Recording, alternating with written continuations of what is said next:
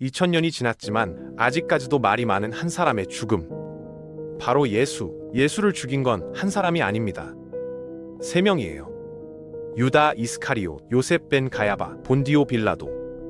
각자 다른 동기, 다른 역할. 하지만 결과는 하나였죠. 십자가 처형이었습니다. 오늘은 이 세 남자가 어떻게 협력했는지, 왜 협력했는지, 그리고 각자 어떤 대가를 치렀는지 하나씩 파헤쳐 보겠습니다. 먼저 유다부터 시작할게요. 고대 기록에 따르면 유다가 대제사장들한테 간 거예요. 예수를 넘겨주면 얼마 줄 거냐고 물었죠. A은 30냥을 받았어요. 2020년 옥스퍼드 고대 경제사 연구를 보면 이 금액은 당시 노예 한 명 값이었다고 해요. 노예 배상금이었던 겁니다. 많은 돈이 아니에요. 숙련 노동자 120일치 임금이라고 추정해요. 약 4개월치 월급이죠. 적지 않지만 인생을 걸 만큼 큰 돈도 아니었어요. 그럼 유다는 왜 예수를 팔았을까요? 유다는 예수에게 실망했던 겁니다. 유다는 예수가 정치적 메시아가 되길 원했어요. 로마를 몰아내고 이스라엘 왕국을 재건하는 혁명가 말이에요. 당시 많은 유대인이 메시아를 정치적 해방자로 이해했거든요. 하지만 예수는 다른 길을 선택했죠. 예수가 처음으로 죽음을 예고했을 때 베드로가 즉시 반발했어요. 유다도 똑같은 실망을 느꼈을 거예요. 자기가 따르던 사람이 십자가 이야기를 하니까요. 유다의 역할은 정보 제공자였어요. 고대 기록에 유다가 입맞춤을 신호로 정했다고 나와요. 밤이었고 사람이 많았고 얼굴을 정확히 구분하기 어려웠거든요. 유다는 예수가 누군지, 어디 있는지, 언제 잡을 수 있는지 정확히 알려준 겁니다. 겟세만의 동산 위치도 유다가 알려줬어요. 3년간 함께 다닌 제자였으니 예수 일정을 다 알았죠. 유다 없이도 예수를 잡을 수 있었을까요? 아마 어려웠을 거예요. 예수는 낮에는 대중 앞에 있었고 밤에는 제자들과 은밀한 곳에 있었거든요. 6월절 기간 예루살렘 인구는 평소 8만 명에서 25만 명으로 급증했어요. 이 혼잡한 도시에서 한 사람을 찾는 건 거의 불가능했죠. 유다가 제공한 건 단순한 위치 정보만이 아니었어요. 타이밍이었어요. 대제사장들은 고민했거든요. 명절에는 하지 말자. 백성이 소동할까봐. 군중이 두려웠던 겁니다. 유다는 군중 없는 타이밍을 알려준 거예요. 겟세만의 동산, 한밤중, 제자들만 있는 순간이었죠. 배신 후 유다는 어떻게 됐을까요? 고대 기록에 유다가 후회했다고 나와요. 이은 30냥을 대제사장들한테 돌려주면서 내가 무죄한 피를 팔았다고 했죠. 하지만 그들은 그게 우리랑 무슨 상관이냐? 네가 알아서 해라고 했어요. 유다는 은을 성전에 던져버리고 나가서 목을 맸어요. 자살이었죠. 다른 기록은 더 구체적이에요. 몸이 곤두박질하여 배가 터져 창자가 다 흘러나왔다고 했어요. 그 밭 이름이 아겔다마, 피밭이라는 뜻이에요. 예루살렘 사람들 모두가 알았던 겁니다. 유다는 후회했어요. 하지만 너무 늦었죠. 후회는 결과에 대한 감정이지만 회개는 관계 회복 시도거든요. 유다는 후회했지만 회개하지 않았어요. 예수에게 돌아가지 않고 대제사장들에게 갔으니까요. 이제 두 번째 남자를 볼까요? 요셉 벤 가야바예요. 대제사장이죠. 고대 기록에 가야바가 한 말이 나와요. 한 사람이 백성을 위하여 죽어서 온 민족이 망하지 않게 되는 게 낫다. 이 한 문장에 가야바의 모든 게 들어있어요. 당시 상황을 이해해야 해요. 나사로 부활 사건 직후였거든요. 군중이 예수에게 몰리고 있었어요. 대제사장들과 바리새인들이 모여서 말했죠. 이 사람이 많은 표적을 행하니 우리가 어떻게 하겠느냐. 만일 그를 이대로 두면 모든 사람이 그를 믿을 것이고 로마인들이 와서 우리 땅과 민족을 빼앗아 갈 것이다. 로마 개입을 두려워한 거예요. 역사 기록을 보면 서기 6년 유다 갈릴리가 메시아를 자칭하며 봉기했어요. 로마 총독이 군대를 보냈고 2,000명이 십자가에 못 박혔죠. 고고학 발굴에서 당시 집단 처형 흔적이 발견됐어요. 대량 무덤이었죠. 가야바는 이걸 기억했을 겁니다. 예수 주변에 군중이 모이면 로마는 메시아 운동으로 판단하고 군사 개입할 거예요. 그럼 유대인 자치권이 박탈되고 성전 경제가 붕괴되고 수천 명이 죽어요. 가야바의 계산은 명확했죠. 예수 한 명을 제거하면 로마 개입을 막을 수 있다. 통계적으로는 맞는 계산이었어요. 역사를 보면 지도자가 제거된 운동의 7% 이상이 1년 내 붕괴됐거든요. 수장 제거 전략은 역사적으로 효과적이었던 겁니다. 가야바의 역할은 합법성 부여였어요. 로마법상 유대인은 사형 집행권이 없었거든요. 고대 기록에 빌라도가 너희가 데려다가 너희 법대로 재판하라고 했는데 유대인들이 우리에게는 사람을 죽이는 권한이 없다고 했어요. 사형은 로마 총독만 할 수 있었던 겁니다. 그래서 가야바는 종교적 명분을 만든 겁니다. 신성 모독죄요. 가야바가 예수에게 물었어요. 네가 하나님의 아들 그리스도인지 우리에게 말하라. 예수가 대답했죠. 네가 말했다. 그러나 내가 너희에게 말하노니 이후에 인자가 권능의 우편에 앉아있는 것과 하늘 구름을 타고 오는 것을 너희가 보리라. 이에 가야바가 자기 옷을 찢으며 말했어요.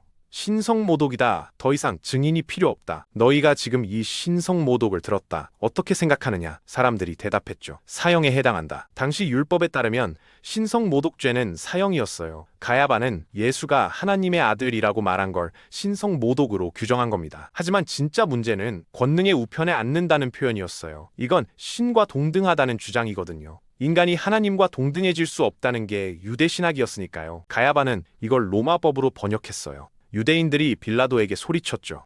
이 사람을 놓으면 가이사의 충신이 아닙니다. 누구든지 자기를 왕이라 하는 자는 가이사를 반역하는 것입니다. 종교적 신성모독을 정치적 반역으로 바꾼 거예요. 같은 사건도 어떻게 표현하느냐에 따라 완전히 다른 의미가 되거든요. 가야바는 천재적으로 프레임을 바꾼 겁니다. 하나님의 아들, 유대인의 왕, 가이사의 반역자로요. 세 번째 남자로 넘어갈게요. 본디오 빌라도예요. 로마 유대 총독이죠. 고대 기록에 빌라도 본심이 나와요. 진리가 무엇이냐 하고 물은 뒤 다시 유대인들에게 나가서 말했어요. 나는 그에게서 아무 죄도 찾지 못했다. 무죄를 선언한 거예요. 3번이나요. 무죄를 3번이나 선언했는데 왜 십자가에 못 박았을까요? 정치적 압박 때문이에요. 고대 기록을 보면 빌라도가 예수를 놓으려고 애썼는데 유대인들이 소리쳤어요. 이 사람을 놓으면 가이사의 충신이 아닙니다. 누구든지 자기를 왕이라 하는 자는 가이사를 반역하는 것입니다. 협박이에요. 로마 황제 티베리우스에게 고발하겠다는 거죠. 역사 기록을 보면 티베리우스 시대에 총독 17명이 고발당해 처형되거나 추방됐어요. 빌라도는 이미 티베리우스와 관계가 좋지 않았어요.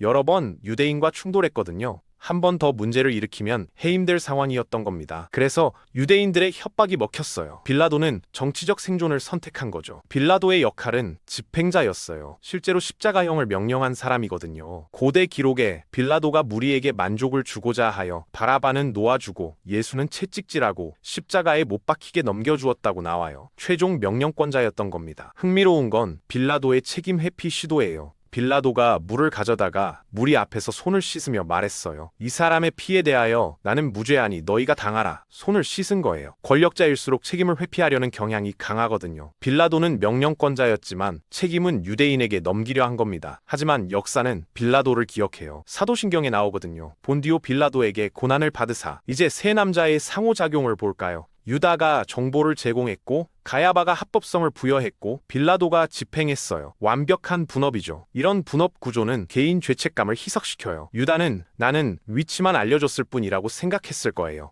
가야바는 나는 법에 따라 재판했을 뿐이라고 생각했겠죠. 빌라도는 나는 유대인들 요구를 들어줬을 뿐이라고 생각했을 겁니다. 각자 자기 역할만 했다고 생각하는 거예요. 하지만 결과는 하나예요. 십자가 처형이죠. 책임이 분산될수록 개인은 무책임해지거든요.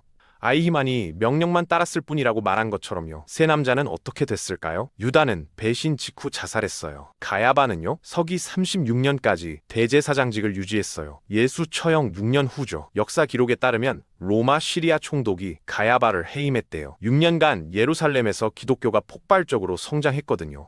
고대 기록에 대제사장이 사도들에게 말했어요. 너희가 너희 교훈을 예루살렘에 가득하게 했다. 가야바가 제거하려던 운동이 오히려 도시를 뒤덮은 겁니다. 로마 입장에서 보면 질서 유지 실패였던 거죠. 해임 후 가야바는 역사에서 사라져요. 어디서 뭘 했는지, 언제 죽었는지 기록이 없어요. 1990년 예루살렘에서 그의 납고람이 발견될 때까지 1950년간 아무도 몰랐죠. 납고람에는 요셉 바르 카야파라고 새겨져 있었고 60세 남성 유골이 들어있었어요. 빌라도는요? 서기 36년 해임됐어요. 가야바와 같은 해죠. 역사 기록에 사마리아인 학살 사건 때문이었다고 나와요. 사마리아인들이 그리심산에 모였는데 빌라도가 군대를 보내 수백 명을 죽인 거예요. 사마리아인들이 로마 시리아 총독에게 항의했고 총독은 빌라도를 로마로 소환했어요. 사실상 해임이죠. 빌라도는 로마로 갔고 그 후 기록이 없어요. 일부 전승에 따르면 자살했다고 하지만 확인되지 않았죠. 흥미로운 건 세 남자 모두 제거됐다는 겁니다. 유다는 자살로, 가야바는 해임으로, 빌라도도 해임으로요.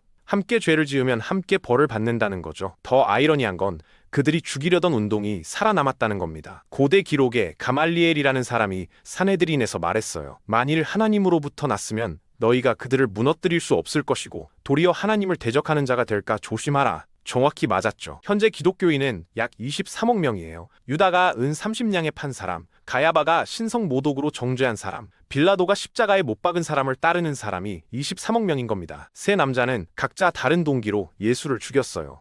유다는 실망 때문에, 가야바는 정치적 계산 때문에, 빌라도는 비겁함 때문에요. 하지만 결과는 동일했죠. 십자가였습니다. 동기가 다르더라도 결과가 같으면 책임도 같거든요. 누가 가장 책임이 클까요? 대답하기 어려워요. 유다는 위치를 팔았고, 가야바는 명분을 만들었고, 빌라도는 명령을 내렸어요. 셋 다 없었으면 십자가 처형은 일어나지 않았을 거예요. 하지만 역사는 세 사람을 다르게 기억해요. 유다는 배신자로, 가야바는 정치가로, 빌라도는 비겁자로요. 역사적 평가는 동기에 따라 달라지거든요. 같은 행동이라도 왜 했느냐가 중요하다는 거죠. 마지막으로 이 질문을 던져야 해요. 만약 세 사람 중 한 명이라도 거부했다면 어땠을까요? 유다가 배신하지 않았다면, 가야바가 재판을 거부했다면, 빌라도가 무죄 선언을 지켰다면요. 한 사람의 용기가 전체 시스템을 바꿀 수 있거든요. 하지만 세 사람 모두 거부하지 않았어요. 유다는 실망을 선택했고, 가야바는 정치를 선택했고, 빌라도는 생존을 선택했죠. 그리고 그 선택이 인류 역사에서 가장 중요한 사건을 만든 겁니다. 아이러니하게도요, 고대 기록에 더 큰 아이러니가 나와요. 가야바는 스스로 한 말이 아니라 그 해 대제사장이므로 예수께서 그 민족을 위해, 또 그 민족만이 아니라 흩어진 하나님의 자녀를 모아 하나가 되게 하기 위해 죽으실 것을 미리 말한 것이다. 가야바는 정치적 이유로 말했지만 그 말이 신학적 진리가 된 거예요. 세 남자는 예수를 죽이려 했지만 결과적으로 예수의 목적을 성취시킨 겁니다. 인간의 악한 의도가 하나님의 선한 목적을 이루는 거죠. 공범에는 주범이 없습니다. 시스템이 주범이에요. 유다는 배신 시스템의 일부였고, 가야바는 정치 시스템의 일부였고, 빌라도는 제국 시스템의 일부였어요. 개인은 시스템의 톱니바퀴거든요. 하지만 톱니바퀴도 선택할 수 있어요. 돌아가거나 멈추거나요. 세 남자는 모두 돌아가는 쪽을 선택했습니다. 그리고 그 선택의 결과는 2000년이 지난 지금도 계속되고 있어요.